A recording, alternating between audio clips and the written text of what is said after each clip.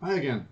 So previously we reviewed Manhunt by Colin Sutton, and as I mentioned, it was a TV series. Anyway, not too long ago, there was another TV series called Manhunt: The Night Stalker, again with Martin Clunes portraying Colin Sutton, and this was the case he was given as a result of his success in the Levi Belfield case. Um, and what it was, he was tasked by the homicide command to review an ongoing investigation which was being done by one of the major incident teams into a whole series of burglary slash sexual assaults against elderly people. And this had been going on for an incredible 17 years. It was the same perpetrator. They had DNA, so they knew that it was the same perp.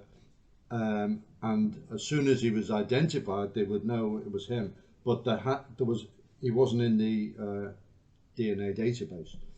So Colin Sutton goes in. It's a very delicate situation because there's an existing SIO.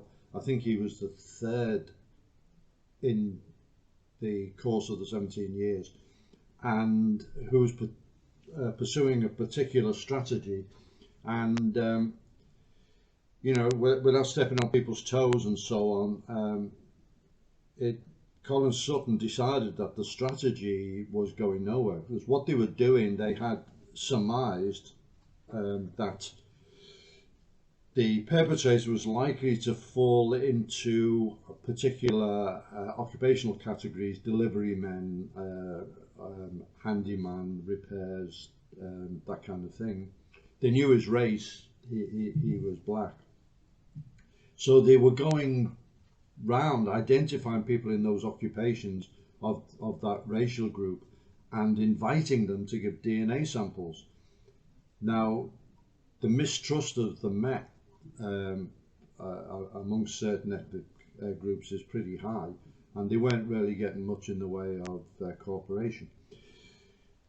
So the other problem was they were treating every attack or every individual case, as a major incident and giving it murder level attention. Whereas in fact most of them were burglaries, and there were very, very many sexual assaults as well.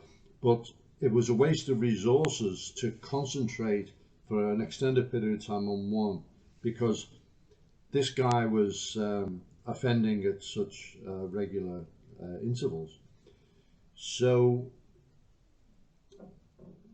Colin Sutton decided that a much more productive path would be to do a geographical assessment, because they found out that he was operating only in certain areas, and within those areas he was targeting certain types of properties.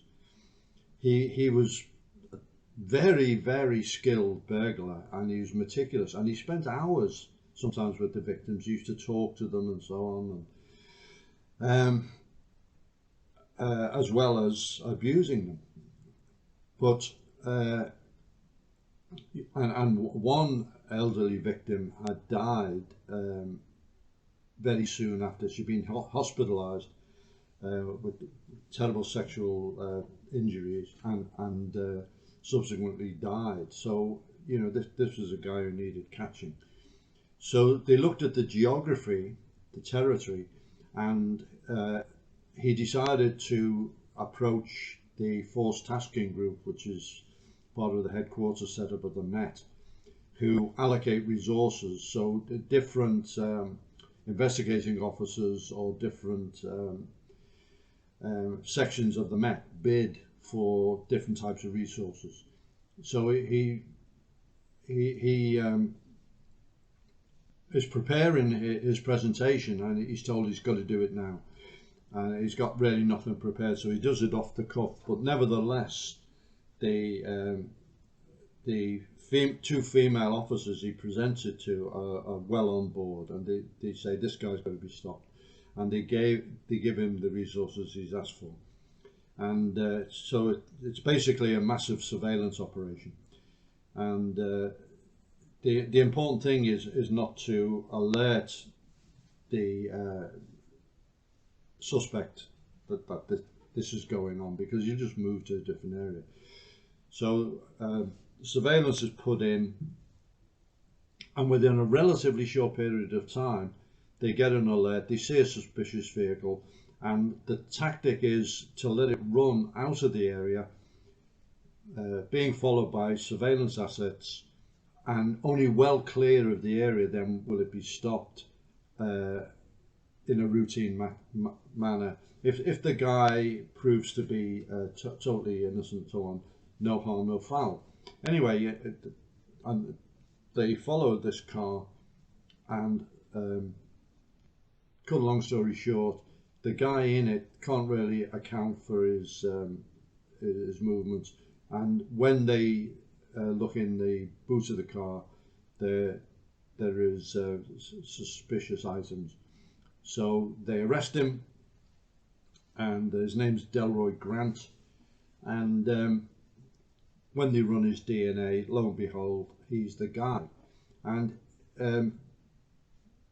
not bad enough that he has done these terrible sex attacks on elderly people of both sexes, that he tries to shift the blame to his son. He said his son will probably have the same DNA as me, and he's a wrong one, and so on. And totally unwarranted attack on a family member. So he is convicted, and it turns out that again there's a mix-up with the Met, and he'd been cleared, his name was cleared off a database totally erroneously fairly early in the stage, and he would never have been identified other than catching him in the act. So a gripping story. Again, it was meticulous police work, going for the long haul, no quick flashy results. It was very resource intensive, and it was the crowning of Colin Sutton's career. He'd already covered himself in glory within police circles for the Levi Belfield case, and this really put a cherry on the top, and deservedly so. And in the book and also in the TV series, he's quick to acknowledge the other team members and the groundwork they've done. So 2 good books to read if you're interested in law and order and police procedures.